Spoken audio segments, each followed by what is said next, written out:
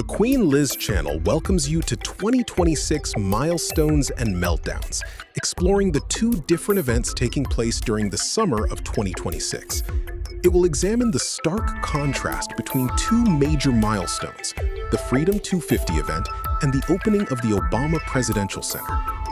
Before we dive into the comparison of the dysfunction of the Great American State Fair and the triumph of the Barack Obama Presidential Library opening, Queen Liz would appreciate if you would watch this video to the end and take 1 second to hit that like button, drop a comment below, and share this video. It costs you absolutely nothing, but it powerfully triggers the algorithm to push our content globally and directly supports the growth of the Queen Liz community. Turn your notifications on so you never miss what is next from Queen Liz. And now, 2026 Milestone and Meltdowns. Enjoy. Trump's Freedom 250 Great American State Fair wrapped up its disastrous 16-day run on the National Mall on July 10th, 2026. And folks, it has been a masterclass in unintentional comedy. Trump kicked things off by claiming a massive opening crowd, but aerial footage showed a venue so empty you could hear the echo of a single cash register. On day 2, a catastrophic power outage hit the food court, melting hundreds of gallons of ice cream and completely freezing the 110-foot Ferris wheel, trapping a group of local influencers at the very top for 2 hours. They spent the ordeal live streaming their existential dread and reviewing $9 lemonades. Then, a massive summer storm forced an early closure, and the giant digital exit sign lit up with a glaring typo instructing crowds to check the Freedom 250 socials. The extra E stands for an EEK level crisis. But the crown jewel of the fiasco was a miniature plastic model of Trump's proposed 250-foot personal triumphal arch, which sat abandoned in a field of DC mud, quickly becoming a premier bathroom for local pigeons. Meanwhile, over in Chicago, June 19th, 2026, coinciding with the federal Juneteenth celebration, the opening of the Obama Presidential Center was a utopian scene of inclusion and abundance. The ticketing servers crashed so violently that people on TikTok swore it was easier to get front-row Taylor Swift tickets. A black market exploded on eBay, with desperate hipsters trying to trade rare designer sneakers just for a museum pass. The VIP lawn was such a gridlock of tech billionaires, Oscar winners, and global icons that you couldn't throw an artisanal pastry without hitting a Nobel Prize winner. Look at the contrast here. In Chicago, the Obama Center opened and it was pure luxury. Everybody and their mother wanted a ticket to this thing. So many clamoring for tickets that the ticket website crashed so hard, people were on TikTok crying that it was easier to get front row Taylor Swift floor seats.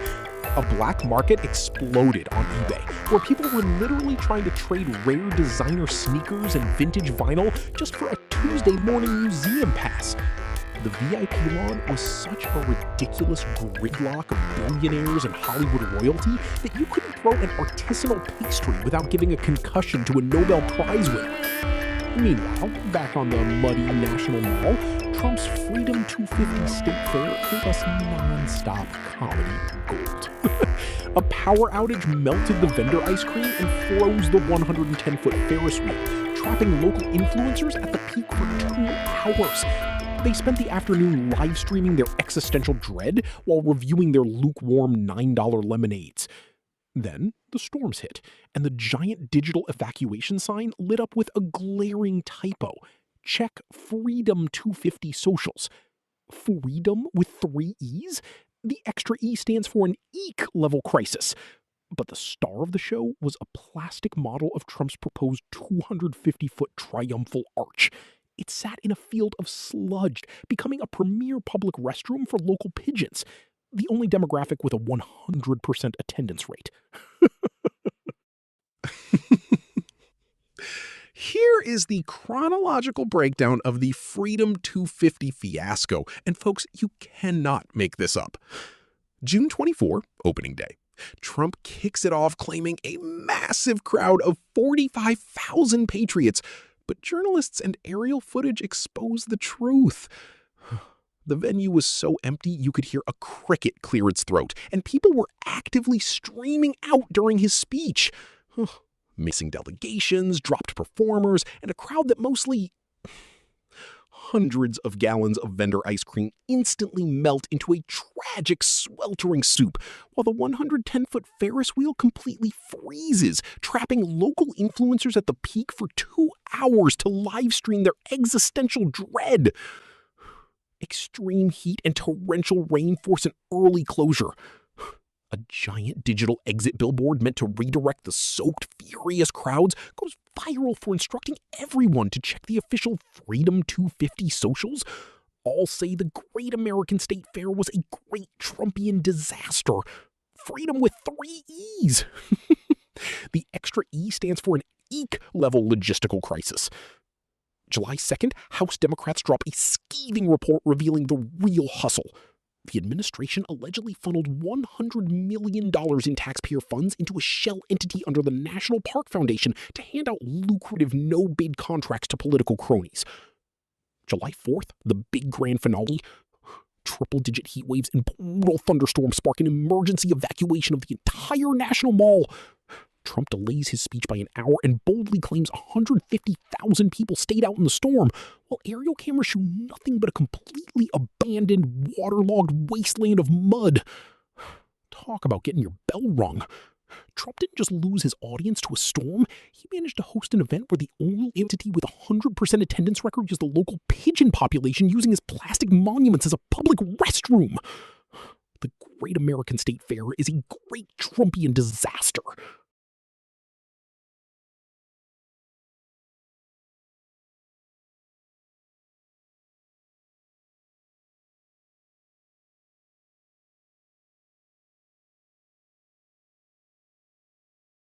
Let's talk about the talent management, because this is where the wheels completely fell off the wagon. In Chicago, the Obama Center opening lineup looked like a Grammy Lifetime Achievement Awards ceremony. They had Stevie Wonder, Bruce Springsteen, and Jennifer Hudson just casually hanging out. It was so packed with musical royalty that attendees joked you couldn't swing a microphone without hitting a multi-platinum artist. Meanwhile, over in D.C., Trump's Freedom 250 talent roster suffered a catastrophic, cascading heart attack. Major headliners like country star Martina McBride and rock legend Bret Michaels looked at the itinerary, realized they were booked for a hyper-partisan MAGA rally on the public dime, and immediately sprinted for the exit doors. They backed out so fast they left skid marks on the National Mall. The frantic organizers had to scramble for any warm body with a pulse and a microphone. They ended up rolling out Vanilla Ice and Flo Rida to perform to a totally empty, waterlogged field of mud. But the absolute crown jewel of desperation, to fill the massive gaps in the schedule, they literally put Kash Patel's girlfriend on the main stage. You cannot make this up. We went from Stevie Wonder in Chicago to a political staffer's significant other doing karaoke in a DC swamp. It wasn't a historic national semi-quincentennial festival. It was a high-budget public access talent show where the headliner's main credential was who she was dating.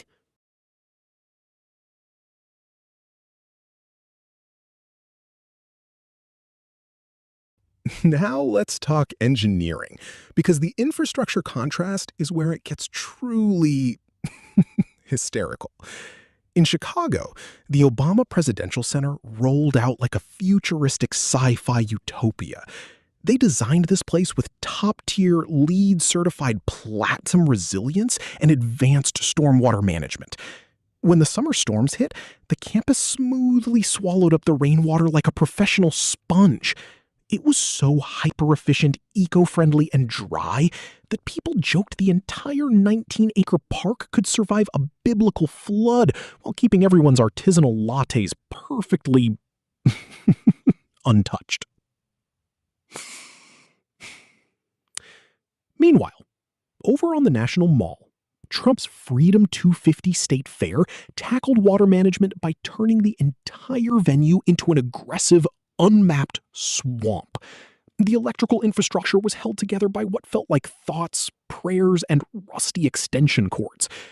On day 2, The massive grid totally overloaded, causing a generator failure that instantly melted the food court ice cream into a tragic soup and froze the 110-foot Ferris wheel in its tracks. Local influencers were stuck at the top for 2 hours, forced to contemplate their life choices while watching the fairgrounds below dissolve into a public safety hazard. It wasn't a celebration of America's 250th birthday. It was a high-voltage survival course where you paid $9 for a lukewarm lemonade just to watch a plastic triumphal arch slowly sink into the DC sludge.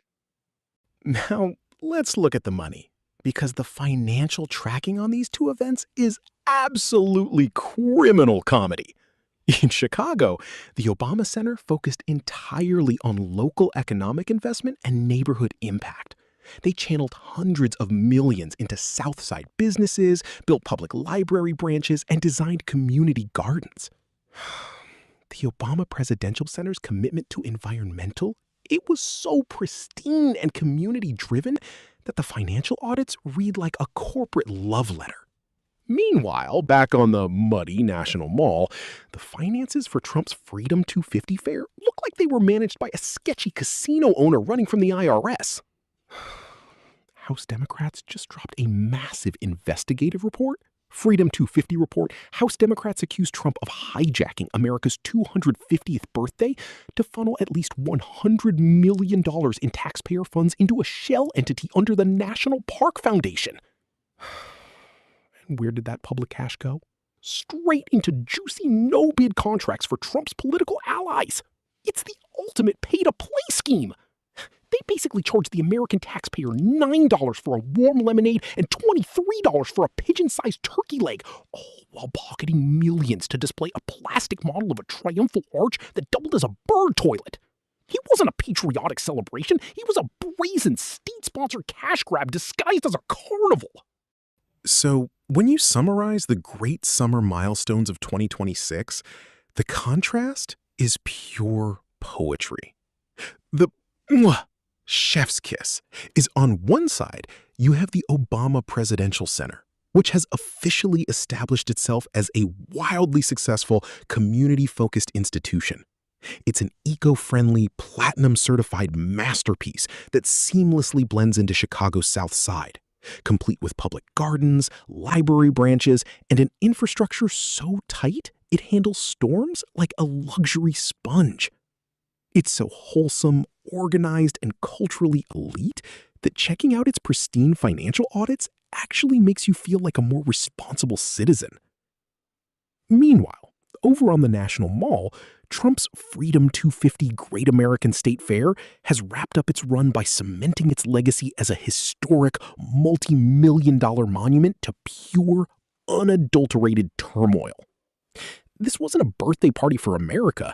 It looked like a bootleg claymation disaster film animated by a drunk toddler. The infrastructure collapsed, the headliners fled, and the giant digital signs literally spelled the word freedom with 3 E's.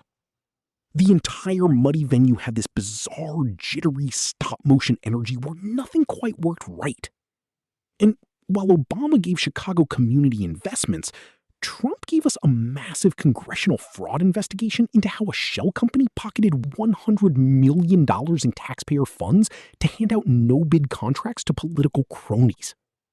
They charged us $23 for pigeon-sized turkey legs just to fund a plastic model of a triumphal arch that instantly became a public restroom for local pigeons. The birds were literally the only demographic with a 100% attendance rate. It's the ultimate legacy split. Serious. One president built a lasting neighborhood anchor, and the other built a soggy, corrupt parking lot carnival that left the entire nation laughing through the mud. Finally, let's talk about neighborhood collateral damage, because the local impact of these two footprints is pure comedy writing. In Chicago, the Obama Presidential Center handled local integration like a polite, hyper-conscious house guest who cooks you dinner and vacuums your living room. The 19-acre campus didn't just barge into Jackson Park. It brought road and transit updates, a pristine branch of the Chicago Public Library, and vibrant community gardens. The urban planning was so seamless and beneficial that local property values basically did backflips, and neighbors joked that simply walking past the center's advanced stormwater system cured their asthma and improved their credit scores. Meanwhile, over on the National Mall, Trump's Freedom 250 State Fair treated local infrastructure like a chaotic, uninvited party guest who breaks your TV, clogs your toilet, and steals your wallet. The fair's uncoordinated footprint utterly paralyzed Washington, D.C.'s daily grind. Commuters trying to use local transit or drive down Constitution Avenue were met with aggressive traffic blockades, blown-out local power grids, and a massive safety evacuation that sent soaking wet tourists running for their lives into the city streets. It completely shattered the neighborhood's peace. Obama left Chicago with a lasting, beautiful public playground, while Trump left D.C. with an absolute gridlock of furious city planners, traumatized local bus drivers, and a soggy plastic triumphal arch that will live on forever in city planning textbooks under the chapter titled, What Not to Do.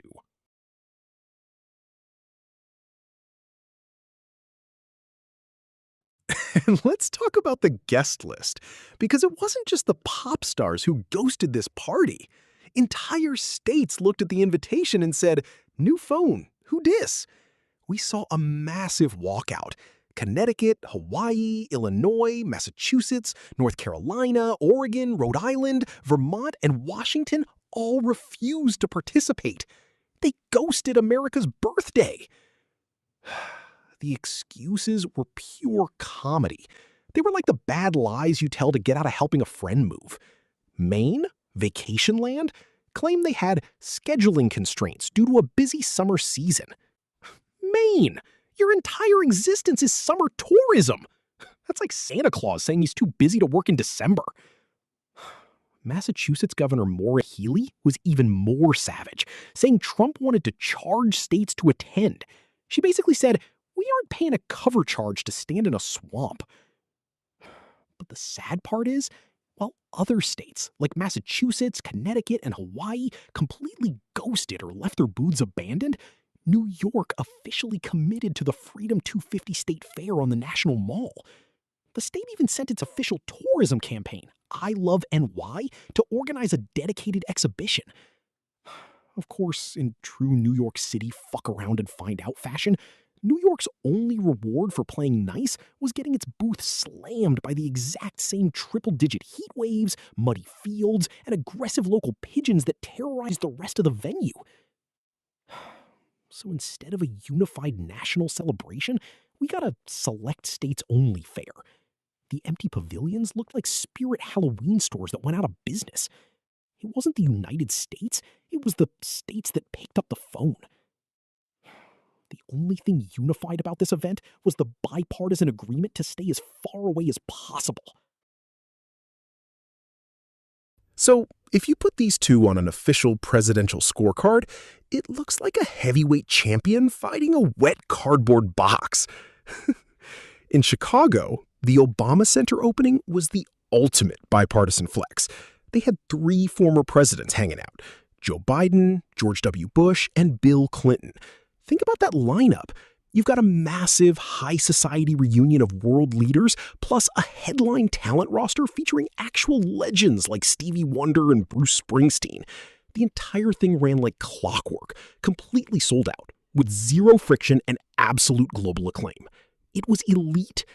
Meanwhile, back on the soggy National Mall, Trump's Freedom 250 scorecard reads like a police report mixed with a bad Yelp review. Talk about administrative blunders. Their headline talent boycotted, forcing them to pivot to Vanilla Ice. The concession prices were pure, unadulterated extortion. If you wanted to survive the triple-digit DC heatwave, a basic bottle of water cost $5, a lemonade was $9, and a stuffed pretzel was $25. $25 for a pretzel! For that price, it better come with a personal apology from the Treasury Department. And the food truck crowd pleaser? A $23 turkey leg that visitors literally went viral for filming because it was the size of a pigeon. They charged theme park prices for an absolute MAGA-style disaster. Obama gave us global dignity, and Trump gave us expensive bird-sized poultry in a swamp. Let's talk about the talent exodus, because the excuses artists gave for pulling out of the Freedom 250 Fair are pure FAFO gold. Organizers tried to spin the news by claiming that these artists just had scheduling conflicts and that attendance was totally voluntary anyway. But the actual performers immediately went to the press and blew the whistle. Country star Martina McBride and rock icon Bret Michaels explicitly stated they were withdrawing because of severe operational challenges, total logistical breakdown, and my favorite part, the fact that they were outright misled by organizers who tried to trick them into playing what was actually a hyper-partisan political rally. The backstage logistics were apparently such a complete dumpster fire that artists looked at the itinerary and bolted for the fire exits. It was so bad that rock bands were basically treating their booking contracts like a hostage situation. It wasn't a voluntary departure, it was an emergency evacuation. Major acts fled the National Mall so fast they left skid marks, leaving the fair completely stranded. Organizers had to scramble so hard for any warm body with a pulse and a microphone that they ended up rolling out Vanilla Ice and Flo Rida to perform to a totally empty, rain-soaked field of mud. That is a historic talent downgrade. You go from a legendary multi-platinum country star to a 90s rap icon singing to a bunch of drenched, angry tourists and local pigeons. It wasn't a coordinated national celebration. It was a high-budget public access talent show where the artist's main logistical concern was finding an exit that wasn't underwater. Let's look at the leadership styles, because watching these two administrations handle accountability is the finest political comedy you will ever see. In Chicago, the Obama Foundation ran their project with the serene confidence of a straight-A student. The Obama Presidential Center's commitment to they held neighborhood town halls, partnered with local South Side businesses, and treated public transparency like a sacred vow. Their executive team was so organized and communicative that reading their progress reports basically felt like listening to a smooth, soothing jazz track. Everyone knew the plan, everyone trusted the process, and the entire rollout was pristine. Meanwhile, back in D.C., the Freedom 250 organizers were hauled before a congressional committee, and their testimony immediately devolved into a live-action episode of Cops. House Democrats brought the receipts, and watching the fair's leadership try to account for their decision-making process under oath was pure, unadulterated hilarity.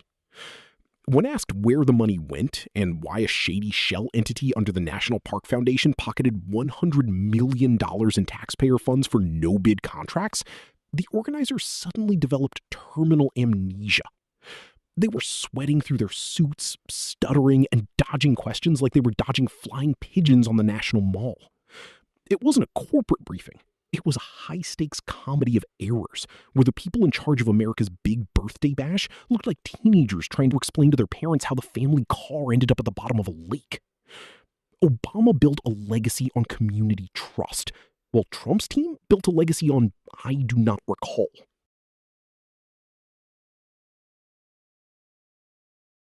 Ultimately, when you look back at the historic summer of 2026, you are looking at the absolute heavyweight champion of structural comedy. It showcased the ultimate cosmic difference between a project driven by genuine civic intention and one completely undone by logistical negligence and political shielding. In Chicago, the Obama Presidential Center became a shining platinum-certified monument to what happens when you actually plan something. It was smooth, it was elite, it integrated perfectly into the South Side, and it handled massive summer crowds and intense rainstorms like an absolute luxury sponge. It gave the world global dignity, star-studded unity, and tickets so hot they triggered an actual black market economy on eBay. Meanwhile, back in the DC swamp, Trump's Freedom 250 State Fair gave us a multi-million-dollar masterclass in pure, unadulterated reality TV chaos. It wasn't a birthday party for America. It was a soggy parking lot carnival where the infrastructure collapsed, generators melted the food court ice cream, and the main stage talent literally sprinted for the fire exits to avoid a partisan MAGA trap. They tried to shield the whole disaster behind a shady shell company and $100 million of mysteriously vanished taxpayer money, all while a giant digital sign flashed a glaring typo telling soaked, angry crowds to check the official Freedom socials. They charged us $25 for pretzels and $23 for pigeon-sized poultry just to fund a plastic model of a triumphal arch that instantly became a public restroom for local birds. It is the ultimate legacy split. One president built a lasting neighborhood anchor, and the other built a corrupt, waterlogged comedy routine that left the entire nation laughing through the mud.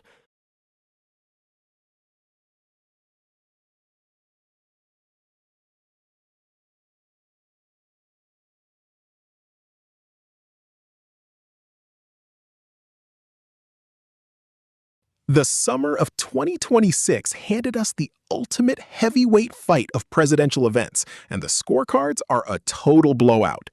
In the blue corner, the Obama Presidential Center grand opening. A champion in peak condition, it entered the ring with flawless logistics, a sold-out global audience, and a star-studded entourage featuring Stevie Wonder, Bruce Springsteen, and 3 former presidents.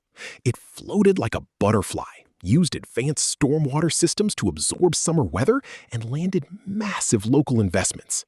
Absolute heavyweight precision. In the red corner, Trump's taxpayer-funded Freedom 250 State Fair.